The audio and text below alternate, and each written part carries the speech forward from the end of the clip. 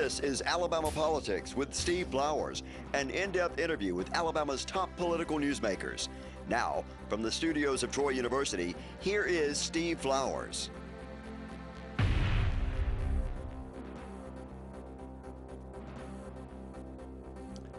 I'm Steve Flowers, and welcome to Alabama Politics. Folks, we're deviating a little bit tonight. We usually have politicians on our show. We hadn't got a politician. We got a Montgomery lawyer named Stewart Vance. Y'all heard of Stewart? He likes the number 3. I like number 3, but I'm glad to have Stewart Vance, a Troy boy, a true Trojan on the show, born and raised in Troy. Stewart, good to have you on the show. Good to see you, Steve. Yes, sir. Stewart Vance grew up in Troy. I knew him as a little boy, and you about 15 years younger than me, though. You're not about 52 years old, but you've got a great law practice here. Tell everybody about your law practice here and how you got started and everything. You grew up in Troy and went to undergraduate school at Alabama and went on law school. And have you practiced law in Montgomery the whole time you've been an adult? Right when I got out of school, law school, which I went back to night school after working in when Jones here in town was a night school. It's not anymore. And then Mr. Jerry Beasley was kind enough to give me a job while I was in school. I worked at his firm and went to school at night. And then so you worked at Beasley's law firm? I did. That was a great opportunity. Great. I drove from Troy every morning.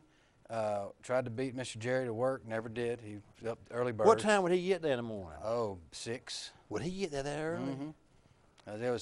We jokingly now, one of his managing partners, I was working with him as an assistant and then going to school at night. So I'd get up, try to get to work to beat those two guys to work. I want them to hire me, or at least give me some opportunity. And it was hard. I could maybe beat one of them occasionally, but they got there early. And it was great. They offered me a job when I got through law school. Did they? Did you go to work with them? I did. And so you worked with Beasley, right? I worked right at law school with them, and then my children, I was trying to be closer to them. They had moved down with my ex-wife down to the beach, or down to Fairhope. And so I worked in, of all places, Wilcox County, a great small town, Camden, with a law school friend of mine whose dad. So you left Beasley to go down to Camden just to be close to my kids. Children. Yeah. Well, and, guys, left on good terms. Mr. Jerry's been super to me for my whole career, and worked there for a couple of years. That was a bold move, just to leave Beasley in Montgomery. It was, but and I joke with the guys that are still there that was the times that they expect you to be there at 6 and work till 6, and you know I didn't mind working long hours, but I wanted to have young children, so I wanted to see my young children, and it worked out great. I went and explained it. I said I worked so hard to get this job and then got it, and I was like torn with, not working there, but it worked out great. I opened my own firm in Camden and worked there 4 years. Who was your partner down there? A guy named Russ Bozeman, Judge Bozeman. Judge Ted Bozeman at the time from Luverne and over in Hayneville. They were in the same circuit. Yep, they were. It is the same judge in the same circuit. Crenshaw and Lowndes County. Oh, okay, Lowndes. Same circuit. And so Judge Bozeman was a circuit judge, and so he had 3 kids, and the middle one and I opened an office, and then he retired, and his daughter is now the circuit judge. Terry Bozeman Lovell is my old partner's little sister. Is the judge. It's still just Crenshaw and Lowndes in that? Yep. That's the smallest circuit. Butler I don't think it's a 3 circuit. I think Butler may be in there. It's 3 county. I think Butler may be in there, because where's that Lovell girl live? She's in Hayneville. Okay. I call her Judge Bozeman in case you're watching the show. Oh yeah. But I came back to Montgomery and opened an office here in 2001. And have been in Montgomery 18 years now. Yep, the whole time I've been back, and we started doing some TV advertising 8 so years ago, and I've got 4 lawyers at the firm, and we're staying busy. And I tell folks, growing up in Troy, I went to a small church, used to be Park Street Methodist. It's bigger now. Well, they moved it out and built a new building after I was out of school, but. That little church, I didn't know a lawyer or a doctor, any professionals growing up in that church. And so nowadays I'll go back if a client asks me to, or a pastor asks me to locally, I'll go and speak to folks in a small church around central Alabama and try to answer their legal questions. And, it's friends of mine call and ask all the time, hey, I've got a question for you. Well, if you don't know any lawyers, it's hard to ask those kinds of questions. So we try to do that in the community and have tried to build a practice where we are local, know the folks. You know, Montgomery's not the size of big Atlanta or Birmingham or a place like that. So you know people in Montgomery. You know people. I do, and so I have to, you know, we have folks that we get repeat business. Sadly, folks get in more than one accident over the years, and so we've had a lot of folks who come back to see us. So we pride ourselves in having good relationships with our clients and Stewart, I was talking about Beasley's law firm. I got to think about this earlier today, knowing you were going to be with me. Are you and Gibson Vance related to each other? Well, I always say it depends on who's asking. But yes, we are. Pike, he was kin over his grandfather over the chiropractor. Dr. Gibson. Yeah. Yeah. And on the Vance side, we're first cousins. Our fathers, his dad Rex and my dad Jimmy, were brothers, and their father was T.K. Vance that had a barbershop right off the square in Troy. And so I wondered about that because both of y'all being from Troy, y'all about the same age. Yeah, I like to say he's a little older than me, but we grew up together. Both of y'all, the Vance is not a everyday name. No, there's 6 of us. The two, Jimmy and Rex, between the two of them, they had 6 children, all boys. And now T.K. was your uncle. Grandfather. That was your grandfather. Was T.K. Vance. Do you know? I'll tell you a story about, since we need to talk about a little bit about politics. When I was a young boy paging in the legislature, you remember Mr. Gardner Bassett? I do. He'd been died for. He was my mentor, and he and Judge Reeves were my mentors. And Mr. Gardner would take me to be a page. I was his permanent page. We were like brothers. He was like a grandfather to me. He sort of adopted me, and so I met George Wallace through Gardner Bassett in his first term. George Wallace, Stewart, had the most unbelievable memory for names. Before he got shot and was in bad health, you know, he was on pain pills his last years from those bullet wounds. Right. But God sat down one day and said, I'm fixing to make a politician. And George Wallace could literally meet somebody at a rally in Foley in 1958 and see him 5 years later in Birmingham. Say, hey, Joe, how you doing? I met you 5 years ago in a rally in Foley. But he never forgot a name, but he had a penchant for campaigning in barber shops and beauty shops, which tells you how smart he was. Yeah. Because he would meet the local people. Meet the local people. Plus, everybody came to those areas to talk politics. And I remember one day I was walking down the hall. Me and I had a little friend from Anderson named, I forget his name, Andy Whitehead was his name. And he just came for his 2-week term, and I was walking down the hall, and Gunnar Wallace bounced out of his office and says, Steve, you and a little friend come have lunch with me. Got to have lunch with the governor. Yeah. I wasn't but 13 years old, 12 or 13 years old. Went downstairs, had a cafeteria in the Capitol, and he says, everybody want to come and talk to him. But he had a penchant for putting ketchup on everything he ate. Really? Yeah. I never forget, he had a hamburger steak, turnip greens, black-eyed peas, and cornbread, and he put ketchup on every one of them. Every one of those items. Put ketchup on his turnip cornbread. I think I did that as a kid, but I got in trouble for it from my mama. He put ketchup on everything. Ate everything with ketchup on it. But he sat there and asked me about every barber in Pike County by name. And he mentioned your granddaddy. He says, how's old T.K. Vance? How's Red Stetson? How's Cy Locklear? And Bobby Griffin. Oh, Bobby, he asked about Bobby Griffin. Yep, he asked about every one of them. With my granddad. And he looked at my friend from Anderson and asked him about every barber in Anderson. He must have named every barber. The first one he named was T.K. Vance. Yeah. And what's his name was in there with him too. It was in there with T.K. Red Stetson was in there. Yeah, I think he was. Red was in the barbershop with T.K. Vance, but he said, I can't get over that now because it's a small world. I never forget as long as I live. Wallace telling me about that, every barber. But never forget how he put ketchup on everything he ate too.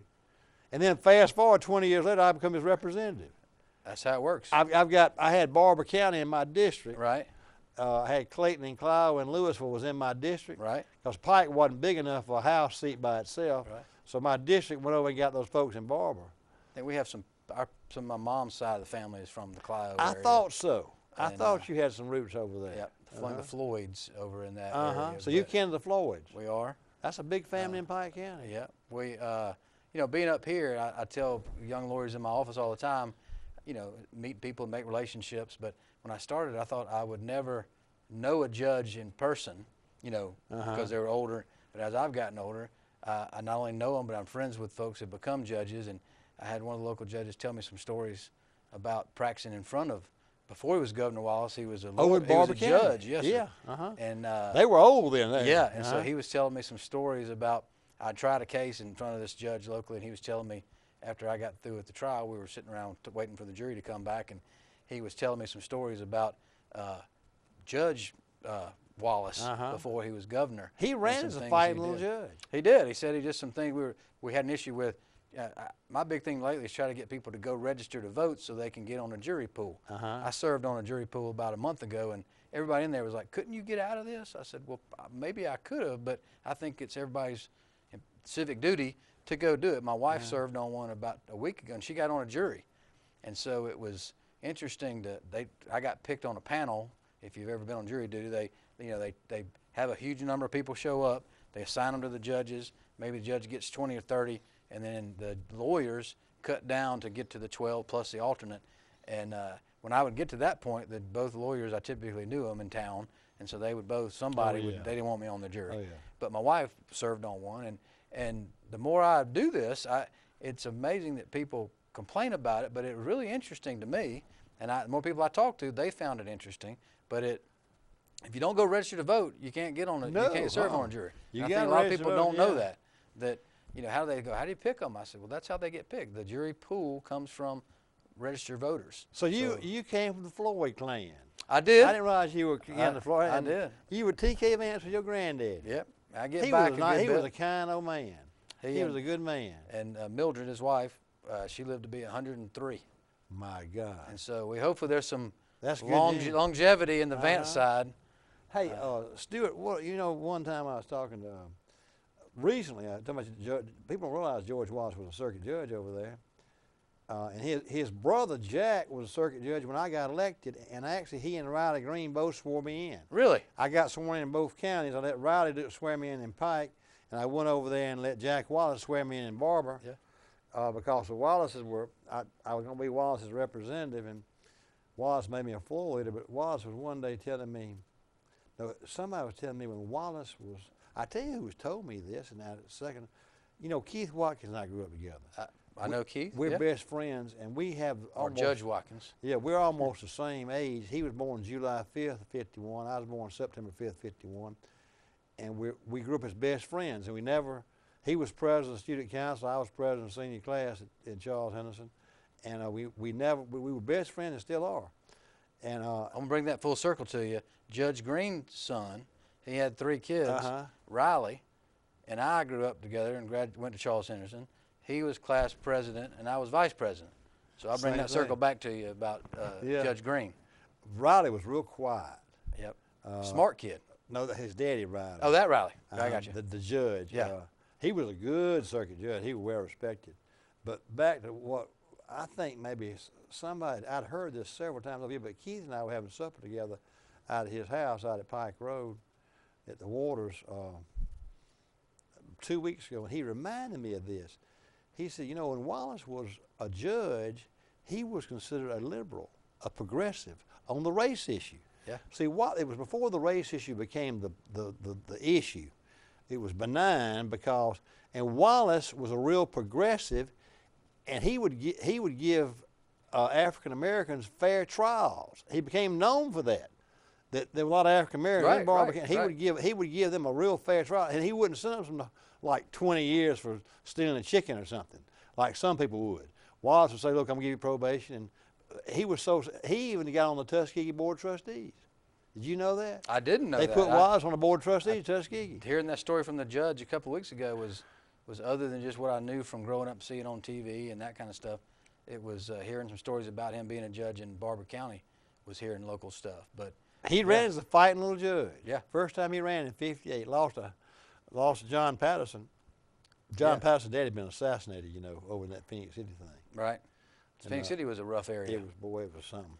I've got some guys I went to law school with from Phoenix City, and I feel younger than then when all that was, as bad as it was over in Russell County and Stewart, on the border. You remember we had the same old people we knew in Pike. Old Ben Reeves was a heck of a probate judge. Absolutely. He was tough. And Judge Stone, who retired, is a cousin of mine.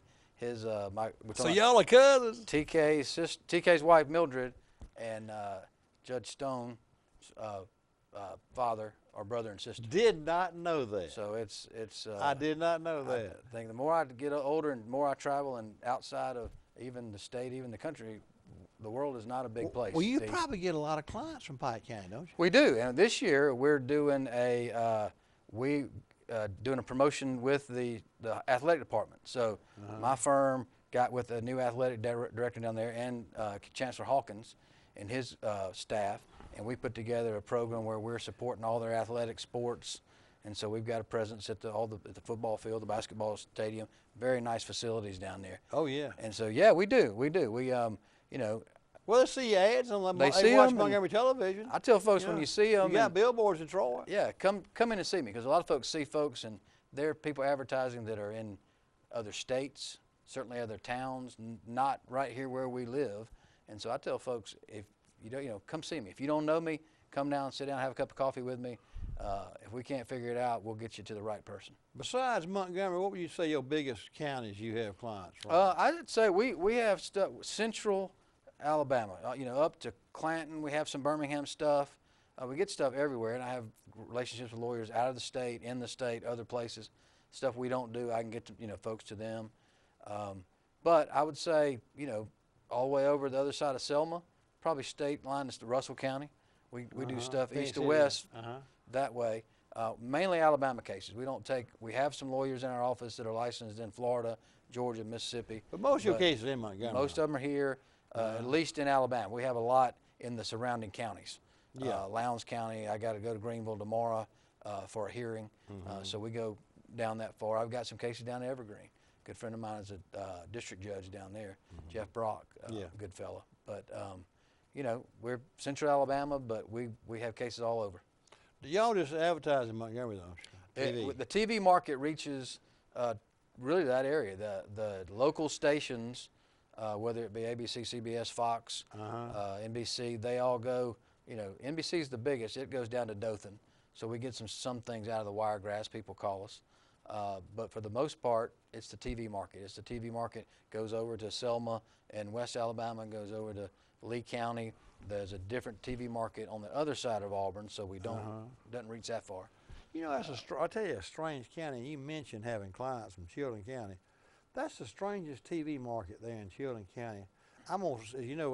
We see each other at CBS 8 in Montgomery here in Montgomery. I'm on CBS 8, but I'm also on CBS 42 in Birmingham. So I'm in both those markets. It bleeds over right there, And I'll have somebody in Clanton say, I saw you on television and like what you said, or don't like what you said. And I'll say, what did you see me on? One of them will say 42 in Birmingham, one of them say 8 in Montgomery.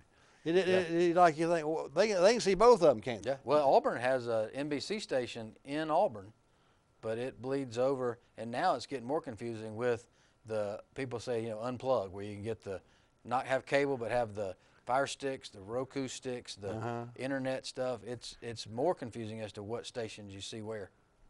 You enjoy what you do, don't you? I do. My major was marketing in college. Before I went to law school, I never thought I'd combine the two. But in doing the TV advertising, radio, billboard, different things with practicing law, it's a different world than it was when I first started 23 years ago. But you wouldn't give anything to grow up in Troy, would you? No, loved it. It's our hometown, isn't it? It is. Anyway, remember all those old Bill Stone but now you're 15 years younger than me, but do you remember Ben Reeves? I do. Being probate judge. Yeah. I'll tell you who else is Judge Hightower that just retired. Oh God, he was there for a long time. He was one of the 2 first district judges in our state. He sure was. He came right there out of law school. Yeah. Matter of fact, they held that job. They created it. That's right. And talking to some other judges, they said when they created the district judge position, because it was always just a circuit judge. He and I don't remember who the other one was, but I knew him because growing up, you always didn't want to go see Judge Hightower. No, you did not. But you know what? I was glad to have Bill Hightower because we'd known each other all of our life. Bill was a year older than me. but we always thought a lot of each other, were good friends. But the whole time I was in the legislature, you can imagine how many people go through Troy, Alabama going to the beach. Yes. And they invariably get speeding tickets. And I would get 4 or 5 phone calls a month. Steve, I got a ticket in Troy. Can you help me out? Can you help me out? And I could immediately say, rather than having to go through a labyrinth of calling and begging, and I say, let me tell you something. I got a district judge. If his mama was caught going to spit, I mean, she'd get the maximum penalty. He is not going to change. It didn't change up until he retired. I had people from Troy, people would call me and say, do you know anybody? Can you get help? It was a relief to be able to say it. Was. He just said, well, I know somebody, but he's not going to change it. He is not going to. That's right. He was the strictest judge he there ever was. Very fair, but it was either right or wrong and within the law or not within the law. And he sure was. You knew where you stood, or you should know before you went in there. Yeah, but it was a relief for me. Yeah. I could just tell them all about that before you go any further. I got a district judge, ain't going to do it. You out of luck with my county. I can't help you there. I could go there. It never changed. Uh-oh. And now they had in that election to replace him, or when he retired to fill his spot. Curtis. Yeah, well, all the people running I knew because I grew up with all of them. Yeah, so Curtis, but he's younger than you. He's younger. He's got 2 brothers. He and I grew up in that same little church, Park Street. That's he go back Park Street. He did.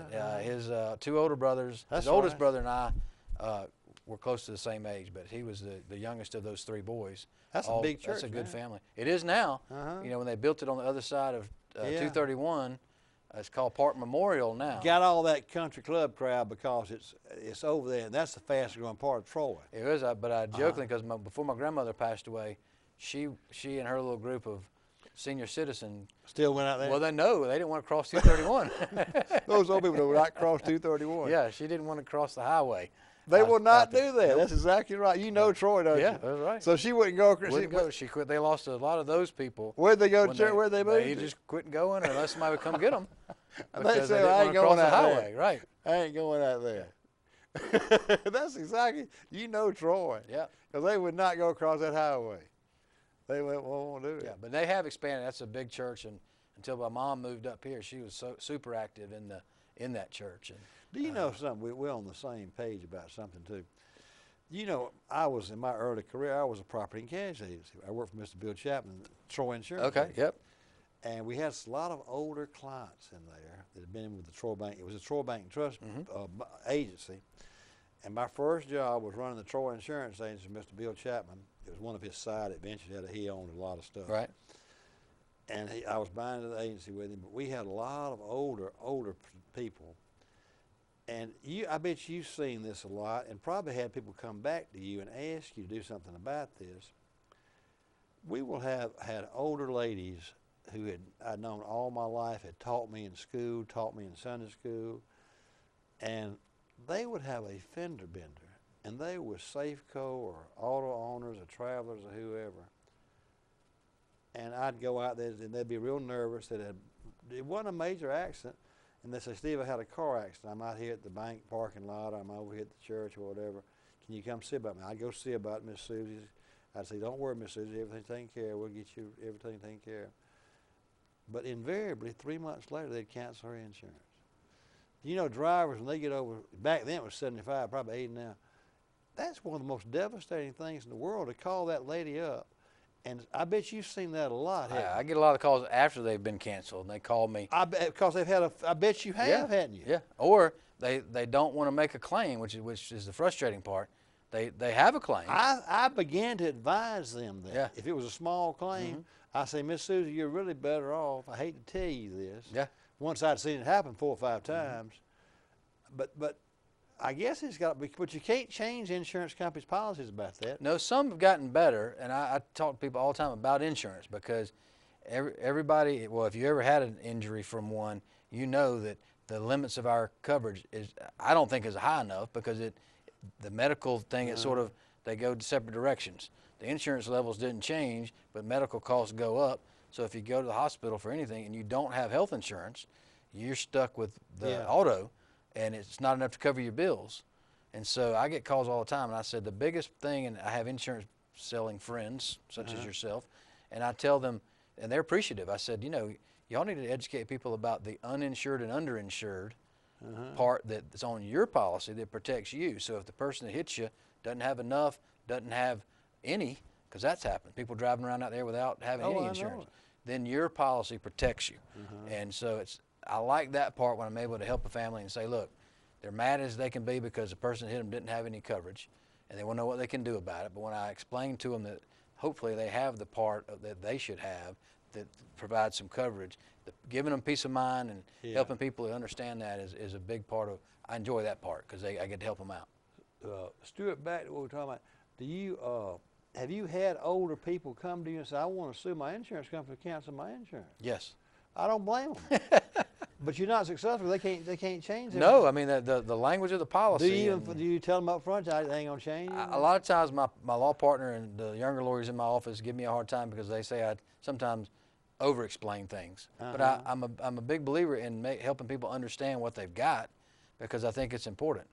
It used to be the law years ago when I first started practicing law, insurance fraud was a big law, a big issue going on. It's not that big a deal now because I think people are better. Well, what happened is they put more language into things. There's more to read. And as a lawyer, I'm as guilty as anybody, not always reading what all I should read. So when I tell my kids, my two oldest ones are out and on their own working, and I said, don't do what I say, not what I do. You know, you need to read what it says and then call me if you have a question. Well, this has been a fun time. Wish we had more time to talk about our old Troy stuff since you're a Trojan and we're both Trojans, but our time's up, Stewart. I thank you for being with us. I've thoroughly enjoyed it. Even though our show was called Alabama Politics, we deviate sometimes, just have regular non-politicians. Stewart might run for office one day. Ooh, don't say that. We'll say that about him one day. But our guest has been Stewart Vance, a lawyer here in Montgomery who likes the number 3. And we thank Stewart for being with us, and thank you viewers for watching. Hope you tune again next week for Alabama Politics. Thank you very much.